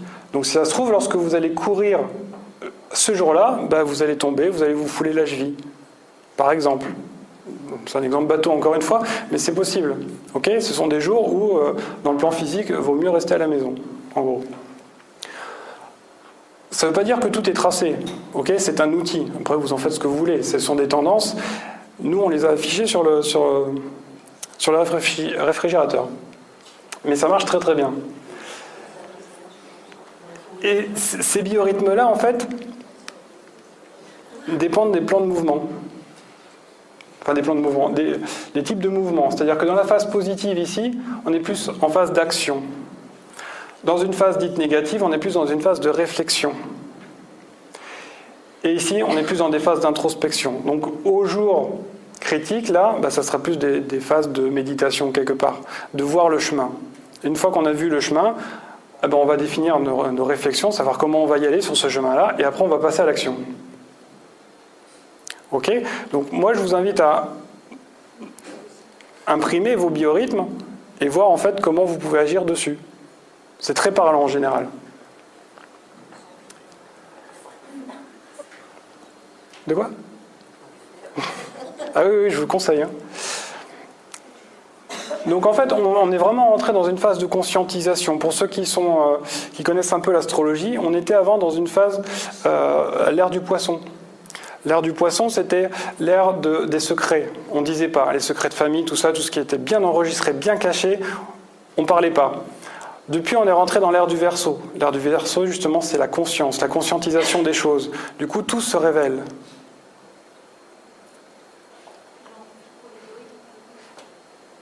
Pour les couples ? Ah oui, j'ai développé aussi le logiciel pour afficher les biorhythmes croisés du couple. Oui, parce qu'on a mis les nôtres. Alors, tu veux que j'en parle ? Oui, ok. Alors, lorsqu'on s'est rencontrés, ma compagne et moi, on a eu quelques difficultés de communication à certains moments. Et on ne comprenait pas forcément pourquoi. Et en fait, quand on a fait nos biorhythmes croisés, on a compris que moi, quand j'étais dans une phase mentale forte, elle était dans une phase mentale complètement inversée. Donc quand moi j'étais dans une phase d'action, elle était dans une phase de réflexion. Du coup, moi qui voulais toujours l'entraîner pour faire des choses mentales, des activités enfin pas de réflexion, mais dans ce plan-là, mais il y avait quelques petits heurts. Et une fois qu'on a compris ça, en fait, on a construit quelque chose de différent. Dans les phases de réflexion, quand elle était en réflexion, moi j'étais en action. Du coup, elle préparait mes phases d'action. Et moi, quand je suis en phase de réflexion, je prépare ces phases d'action. D'accord ? Donc en fait, et depuis, ça va vachement mieux. Par contre, sur le plan spirituel, on a les rythmes qui se suivent. Du coup, toutes les activités qui ont trait aux valeurs, on peut très bien les faire ensemble. On peut méditer ensemble, on peut construire in vita ensemble, on peut vraiment se diriger sur nos êtres qui on est. Et je pense que c'est pour ça qu'on s'est rencontrés. Parce qu'on a vécu plein de choses avant, et du coup on s'est développé quelque part jusqu'au plan de l'être, donc on est plus en cohérence avec qui on est, et du coup on s'est rencontrés pour ça, pour pouvoir suivre un chemin d'être à être. Je ne sais pas si je suis clair. Ouais. Voilà, parce qu'après, je ne vous ai pas parlé de tout ce qui est résonance, de tout ce qui est miroir, mais dans ces plans de conscience, forcément, vous avez une blessure à un moment donné, elle rayonne. Ok, donc vous allez envoyer à l'univers cette information-là, et l'univers va vous répondre sur ce même plan de conscience par résonance. Donc ça va attirer à vous les événements, les personnes qui sont en résonance avec ces blessures-là. Donc c'est pour ça qu'on dit que les autres sont notre propre miroir. Ok, ni plus ni moins. Donc lorsqu'on va travailler sur ces empreintes, lorsqu'on va déjouer un petit peu tous ces nœuds, que ce soit émotionnels, physiques, mentaux ou spirituels, et bien en fait notre environnement change, juste par résonance. Donc il y a des personnes qui vont partir, on ne sait même pas pourquoi elles sont parties, okay, mais c'est juste parce qu'on a évolué. Donc lorsqu'on va évoluer, nous, on va faire changer le monde. À peu de choses près, d'accord ? Mais on commence par notre entourage, etc., mais de manière complètement inconsciente. Et c'est encore mieux de le faire consciemment. Hein. Voilà, on est sur Terre pour être, pas pour faire. Donc on est sur Terre pour joindre les deux. Okay, on va contacter l'être pour ramener dans la matière. Et on va matérialiser donc la spiritualité, mais on va spiritualiser la matière, parce qu'on est avant tout des êtres spirituels qui venons faire une expérience sur Terre, quelles que soient nos croyances. Et de ça, prendre véritablement notre place dans ce monde. Donc la première étape, quelque part, est de se réconcilier avec la vie. Oui ? Juste parce que vous n'avez pas terminé sur l'ère du poisson et l'ère du Verseau, et j'aurais aimé avoir la fête. Oui. Bah, juste pour dire que... Il y en a une qui suit. Clairement, en fait, ça c'est le résumé de 3 conférences. Alors c'est vrai que des fois, j'ai tendance à faire des coupes franches. Donc l'ère du Verseau, c'est l'ère de la conscientisation. Donc on est là pour révéler des choses. C'est pour ça que de plus en plus de personnes, en fait, font du travail transgénérationnel maintenant. Parce qu'en fait, tout ce qui a été enfoui, caché par nos parents, mais parce que c'était dans leur environnement, c'était ce qu'ils ont appris, etc. Il n'y a pas de bien ou il n'y a pas de mal derrière ça. Mais du coup, on a besoin d'aller déloger ça pour pouvoir travailler dessus. Okay. Moi, il y a un exercice que je propose, enfin un exercice, ouais, tout un travail en astrologie des ressources, où on va étudier 2 axes principaux, l'axe transgénérationnel karmique et l'axe du chemin de vie. Ce que je dis, c'est au début, on va travailler sur l'axe transgénérationnel karmique pour virer le sac à dos de tout notre bagage transgénérationnel pour pouvoir après travailler notre chemin de vie véritable. D'accord ? Bah, c'est ça. Mais on va le faire en conscience. Moi, j'invite les gens justement à travailler en conscience, parce qu'il y a un effet levier qui est phénoménal. D'accord ? Alors, après, la conscience, ça ne veut pas dire ressasser le passé, hein. Déterrer tout ce qui s'est passé à 5 ans avec l'oncle machin, d'accord ? Ok, c'est pas forcément utile. Si la personne s'en souvient, ok, on va peut-être en parler pour dégager ça d'un plan mental, mais si on ne s'en souvient pas, c'est pas grave. Ok, on peut travailler de manière très inconsciente en agissant vraiment au niveau de la cellule. Ça, il n'y a pas de problème. Je voudrais finir en vous lisant un poème, si ça vous dit. Si ça vous dit pas, de toute façon, c'est pareil. Parce que je fais quoi s'il y a une personne qui me dit non ? Donc, je vous les ai distribués également. Okay ? Vous pouvez juste prendre un petit moment pour vous écouter si vous voulez, ou autre. J'espère qu'il vous parlera.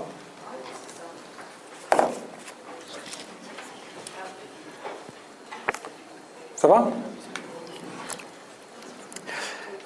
Si je laissais un peu mon âme sur éther, chercher la paix, l'amour, mais que faudrait-il faire ?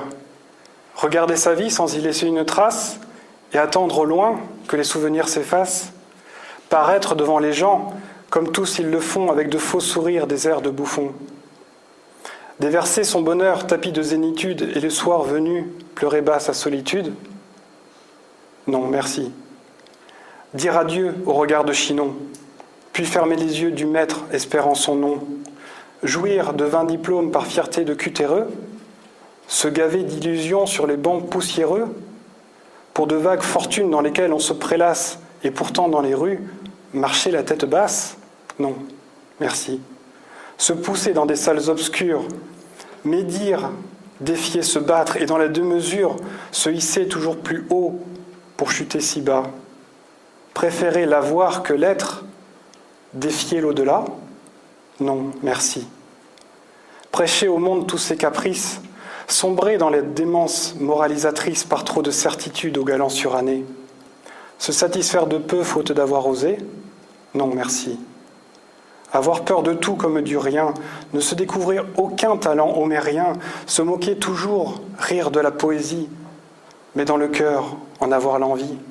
Non, merci.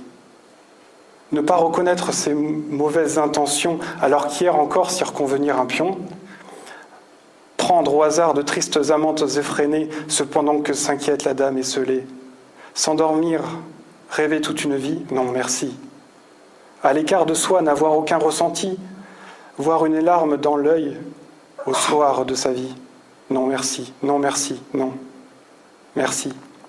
Mais, aimer, rêver, tendre un sourire ou écrire un sonnet, ne pas mettre de voile, se révéler ainsi, monter dans les étoiles, sentir leur symphonie, être libre, effleurer une main et oser, d'un regard sage, un peu plus loin s'aventurer, s'unir à elle, le regard tendre, le corps qui vibre, et dans un souffle divin naître en équilibre, balayer comme il vous plaît le champ des possibles, puis pour un rien, simplement, tenter l'impossible, le cœur léger, guidé sur chacun de ses pas.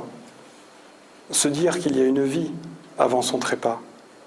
Parfois se battre, seul, vis-à-vis de soi-même et sans armes, finir par se dire que l'on s'aime. Contempler, rire et s'émerveiller de ce monde, ressentir le temps d'une pensée vagabonde, la paix, s'installer dans le creux de chaque instant. Enfin, cueillir les roses ici et maintenant, lors même qu'on n'est ni de feu ni de glace, se dire l'œil heureux, tiens, la voilà, ma place.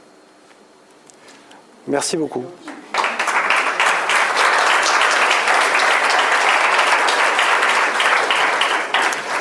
Et si vous avez des questions,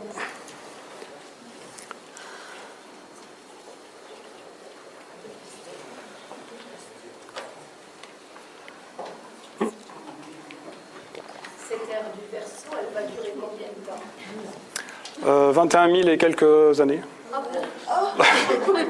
Quelque chose comme ça.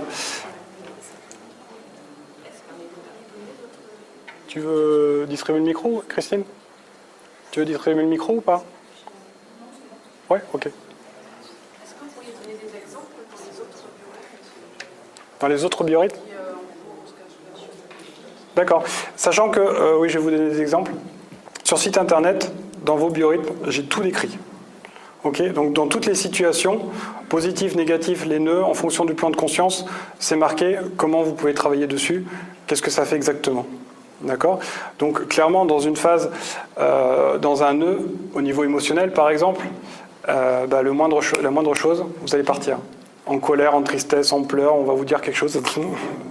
D'accord? Dans une phase d'action, en fait, vous pouvez contacter ce plan des ressentis, ce plan des perceptions sensibles. Ok, là, vous pouvez clairement faire expérience. Donc, vous pouvez méditer dans ce plan-là, par exemple. Ok, avec ces perceptions, vous êtes plutôt visuel, plutôt auditif, plutôt kinesthésique. Vous allez vous appuyer dessus, en fait, pour faire votre méditation. Maintenant, dans une phase de réflexion, vous êtes plus à comment vous allez faire vos méditations, comment vous allez contacter vos émotions, comment vous allez les gérer. D'accord? Donc, parce que en fonction de l'émotion, il y a une méthode pour la gérer. Ok, ça, c'est décrit aussi, que ce soit dans mon livre ou que ce soit sur le site internet. Dans le plan physique, bon, on l'a vu un petit peu tout à l'heure, c'est un peu facile. Maintenant, dans le plan mental, c'est le plan des croyances. Ok, donc en fait, vous pouvez vous confronter à vos limites. Donc, quand on va vous parler, alors que vous êtes dans une phase critique, on va vous parler des entités, vous allez rejeter en bloc. Mais par contre, quand vous êtes dans une phase d'action, sur le plan mental, on va dire « Ah oui, tiens, pourquoi pas, dis-moi plus ». Vous voyez ce que je veux dire? Les réflexions, vous pouvez réfléchir à savoir comment vous pouvez booster un petit peu ces limites-là. Comment vous pouvez calmer un petit peu vos croyances, dire d'où ça vient, est-ce que c'est votre éducation, est-ce que c'est vos parents qui vont inculquer ces croyances-là, et comment vous pouvez faire pour basculer un petit peu. D'accord ? Plan spirituel, ça va plus être de la méditation, clairement. Mais c'est le plan des valeurs également. C'est-à-dire, en phase de réflexion, vous pouvez vous poser pourquoi vous avez ces valeurs-là. Bon, tout simplement. Et en phase d'action, vous allez passer à l'action. Par exemple, vous avez une valeur forte avec les animaux. Je parle de ça parce que c'est mon cas. Du coup, je ne supporte pas qu'on puisse faire du mal à un animal. Maintenant, si je vois une situation où les animaux ne sont pas bien, dans la phase de réflexion, je vais me poser la question comment je peux faire pour que les animaux aillent mieux. Et dans la phase d'action, je vais mettre en place. Ok ? C'est un peu ça l'idée.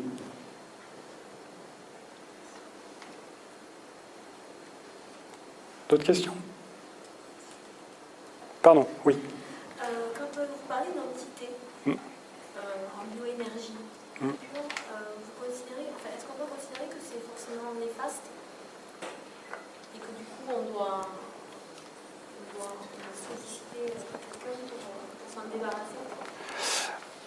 Alors, en général, les questions des entités, ça peut faire l'office d'une conférence entière. Hein. Donc, moi, je travaille dessus personnellement parce qu'il n'y a pas grand-chose à faire, c'est assez facile. Ok, une entité, c'est une charge électromagnétique. Alors, ça peut être une charge électromagnétique due au Wi-Fi, due à toutes nos nouvelles technologies, d'accord ? Ça peut être une entité humaine, ça peut être du minéral, du végétal, de l'animal.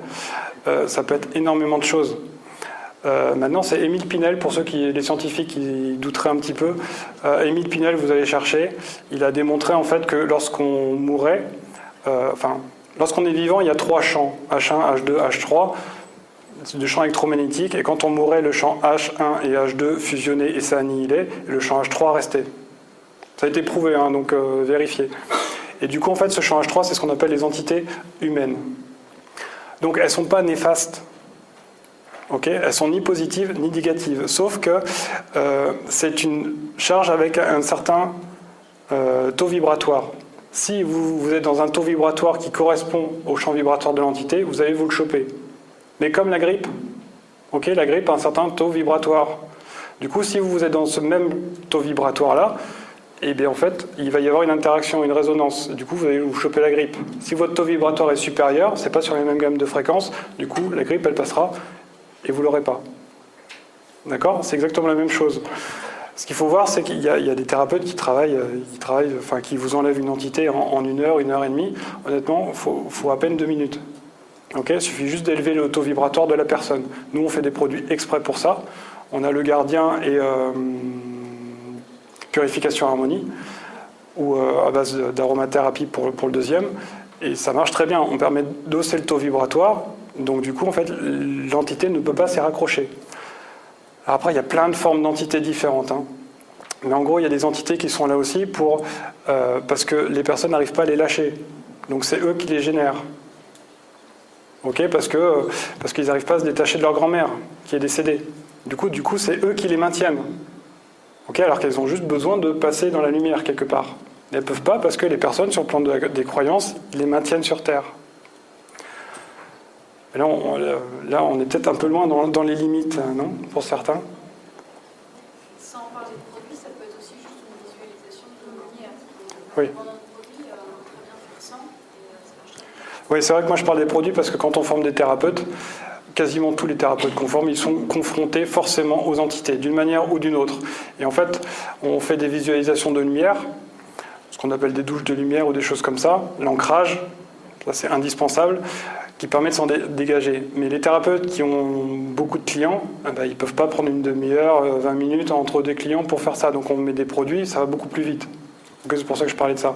Mais effectivement, il n'y a absolument pas besoin de produits pour ça. Ça répond ? Qu'est-ce que vous pensez, on parle beaucoup de méditation, qu'est-ce que vous pensez de l'hypnose ? J'en fais. Je fais de l'hypnose ericksonienne. Maintenant, il y a 13 niveaux d'hypnose. D'accord ? Moi, je peux aller dans les 13, mais je reste sur les 2 premières. C'est ce qu'on appelle l'hypnose ericksonienne, parce que je me suis aperçu qu'avec l'hypnose profonde, ça crée des trous dans la ligne temporelle de la personne. Et ça génère plus de problématiques qu'autre chose. Vraiment. Moi, je rattrape énormément de personnes qui sont sorties des séances d'hypnose, qui en ont fait un jour, et du coup ça crée un vide dans la ligne temporelle, et on rattrape ça. Donc là je le fais en soins esséniens parce que c'est un peu plus profond, mais c'est pas évident. Ouais. Ça provoque quoi, les vides Pardon? Ça provoque quoi? De quoi donc? Les vides dans le temps, quand il y a l'hypnose profonde qui a été faite. Alors imaginez qu'on parle de cycle. Ok, imaginez à 15 ans, la personne a fait une séance d'hypnose profonde. Du coup, clairement, le thérapeute, l'hypnotiseur, il est là pour couper la ligne temporelle de la personne. Ok, c'est le principe même de l'hypnose. Du coup, en fait, ça crée un vide. Du coup, quand on parle de cycle mémorisé, donc la personne a 15 ans, je fais simple encore une fois, super bateau, à 30 ans, il va se retrouver dans ce vide temporel-là. Ok, donc il peut brasser des énergies qui sont très, très, très néfastes pour elle, parce qu'il n'est pas du tout protégé. Du coup, il peut tomber complètement en dépression, par exemple. Ça peut provoquer des maladies psychiatriques. Bien sûr, bien sûr. Donc, ma conviction, d'accord, ça ne dépend que de moi. Ok, je cherche à convaincre personne, c'est juste mon avis. Donc voilà ce que je pense de l'hypnose. Donc ça peut être dangereux, ça dépend comment c'est fait. Et l'hypnose ericksonienne suffit amplement, quasiment, pour toutes les problématiques. Selon moi. Des programmes, Oui, bien sûr, c'est le but. du coup, ça va plus vite que se lancer dans la méditation. On va tout seul.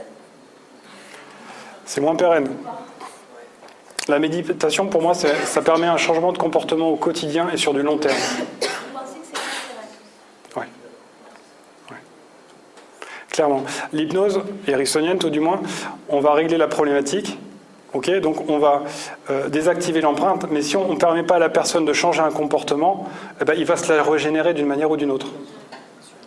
Nous, on se retrouve avec les biologies. Ça pourrait être une raison. Bien sûr, oui. D'accord.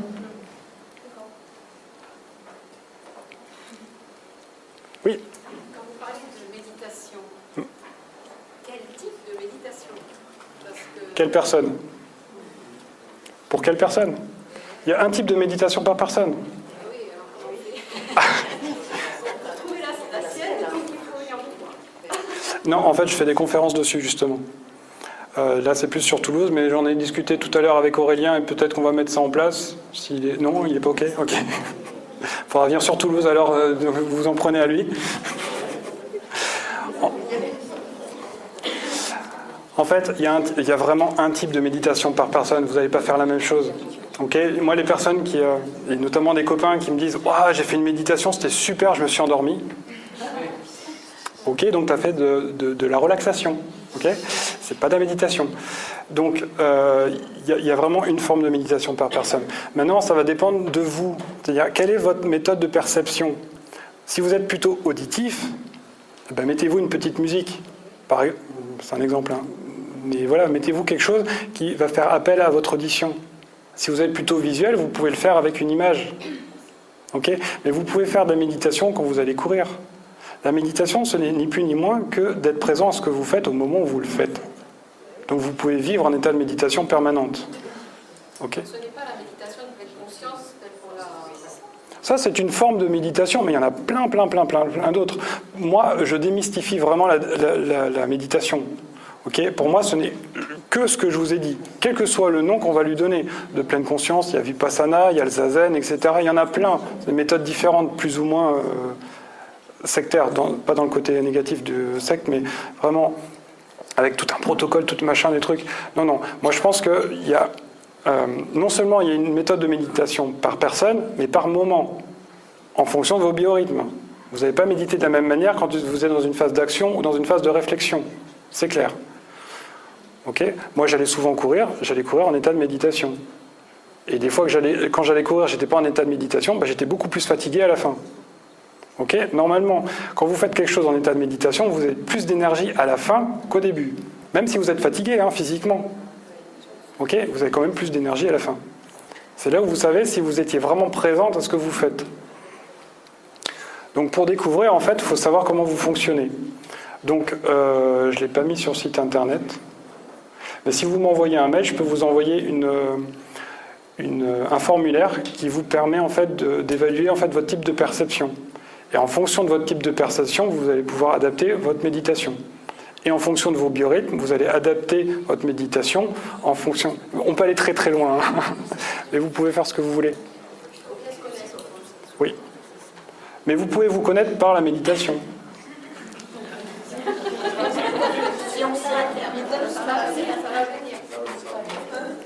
En fait, la méditation, c'est prendre conscience de qui vous êtes. D'accord ? Donc, lorsque vous êtes pour parler de la colère, lorsque vous êtes en colère, vous prenez conscience de cette colère-là, vous êtes pleinement présente à cette colère-là, vous l'accueillez. C'est une forme de méditation. On est bien d'accord. Du coup, vous allez la gérer. Ok ? Donc, vous allez la gérer par un plan mental. Donc, vous allez faire une méditation sur le plan mental pour gérer le plan émotionnel. C'est pour ça que je dis que même les personnes qui sont très très dans le mental, ils peuvent méditer sans aucun problème. Il faut juste trouver la méthode.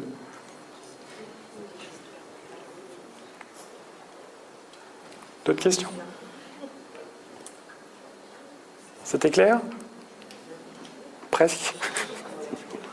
On va tous aller sur le site donc. Après, voilà, ce que je vous dis, c'est que la thérapie informationnelle, par exemple, l'homéopathie est de la thérapie informationnelle. Okay. Quasiment toutes les nouvelles méthodes thérapeutiques sont de la thérapie informationnelle. Maintenant, les thérapeutes n'en ont pas forcément conscience. Parce qu'en fait, lorsque j'ai écrit mon livre en 2016, comment dire ? J'ai travaillé pour une entreprise familiale pendant des années dans le développement personnel. On faisait des produits également, mais j'étais en relation avec tous les thérapeutes. Donc je travaillais avec plus de 1500 thérapeutes en France, dans les pays limitrophes, et à La Réunion également, dans différents domaines. Donc que ce soit des médiums, que ce soit des médecins généralistes, que ce soit des hypnothérapeutes, des musicothérapeutes, etc. etc. Ils ont tous leur propre méthode thérapeutique. D'accord ? Et quand j'ai écrit mon livre, en fait, je me suis amusé à dresser la liste de toutes les méthodes thérapeutiques qui existaient. Je me suis arrêté à 150. Et ça, c'était en 2016. Maintenant, il y en a 10 fois plus. Okay ? Parce que les personnes vont faire 2 formations, elles vont prendre un bout de la formation, un bout de l'autre formation, elles vont créer leur propre méthode. Okay ? C'est pour ça que je me libère de toute méthode. C'est pour ça que j'appelle ça thérapie informationnelle. Okay ? On va s'appuyer d'absolument tous les outils qui peuvent exister pour accompagner la personne, d'une manière ou d'une autre, sur le plan physique, émotionnel, mental et spirituel. Ok ? En se basant sur leurs croyances aussi en même temps, parce que c'est très limitant. Enfin, on ne sort pas de la zone de confort, parce que la zone de croyance, dans les religions, par exemple, tout à l'heure vous disiez, vous pouvez prier, vous pouvez prendre des cachets, vous pouvez tout ça. Donc en fait, on se limite nous-mêmes par rapport à nos croyances et notre cadre de référence.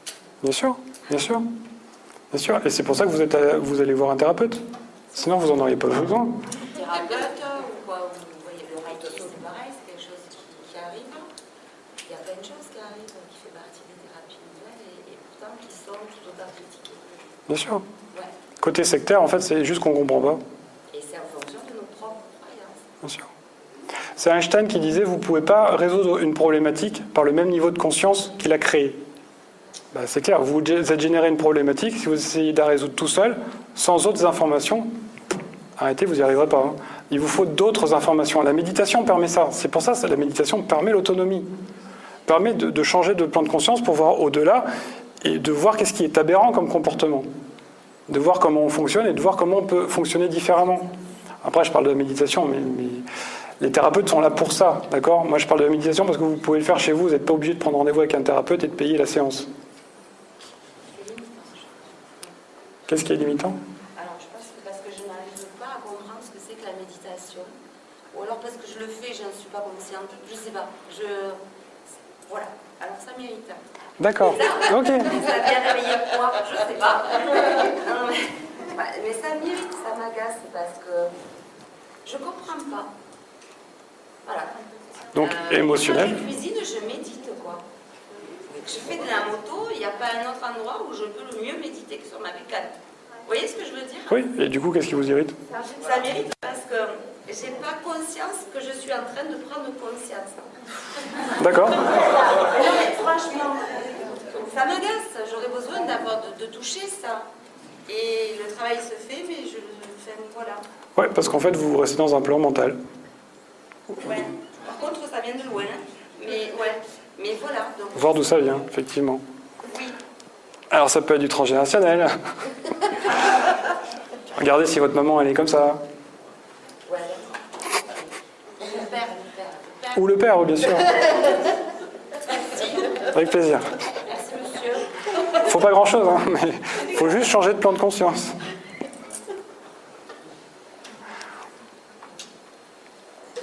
Oui. Moi, je suis un peu étonné quand vous avez cloisonné les blessures physiques, émotionnelles, mentales, en disant on traite une blessure physique par le physique, une blessure émotionnelle par l'émotionnel. Moi, je pense que c'est mouvant. Je pense qu'on peut guérir l'émotionnel par le physique, vice-versa. Je pense que tout est lié. Je pense que quelqu'un qui a une blessure physique a aussi une blessure émotionnelle associée, forcément, par conséquent. Donc, guérir, cloisonner comme ça les secteurs, les compartiments, je trouve ça un peu étrange. D'accord. On soigne quelqu'un dans sa globalité, le physique, l'émotionnel. Voilà. Même quand on traite physiquement quelque chose de physique, il y a toujours, pour moi, c'est pas. Voilà. On ne peut pas cloisonner. Je suis d'accord. Moi, j'ai du mal à On cloisonne les couleurs. Alors qu'on normalement, on ne peut pas cloisonner les couleurs. D'accord? L'arc-en-ciel, vous ne pouvez pas retirer une couleur, c'est pas possible.